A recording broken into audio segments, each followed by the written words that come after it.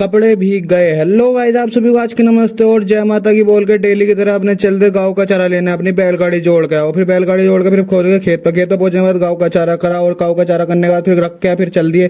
और फिर मेरा पता नहीं चला भाई, एकदम से लेंस गिर गया चश्मे का और फिर वो मिल गया, गाड़ी में ही पड़ा था। और फिर लगा के और फिर आ गए घेर में आने के बाद फिर गाँव का चारा कटाया। गाँव का चारा कटाने के बाद घर आ गए। घर आने के बाद तैयार होने के बाद आप सभी को आज सावन की हार्दिक शुभकामनाएं। और फिर जय शंकर की बोल के फिर थोड़ी देर हमने दोपहर में करा आराम करने के बाद फिर छोटा भैया भी आ चुका था और फिर उसके साथ बैठ के खाना खाया। और खाना खाने के बाद फिर बारिश आ चुकी थी और कपड़े भीग गए थे जो सूखे हुए थे और फिर जल्दी जल्दी उतारे मम्मी की पिटाई की वजह से। और फिर उतारने के बाद और फिर मैं फिर आके सो गया। फिर शाम को उठा, शाम को उठने के बाद मम्मी ने बनाया था दलिया, फिर मैं ले आया दलिया। और बताओ इतने बड़े लोटे से दूध कौन पी सकता है। और फिर मैंने दलिया पिया और दलिया पीने के बाद और फिर मम्मी की थोड़ी सी डांट सुनी।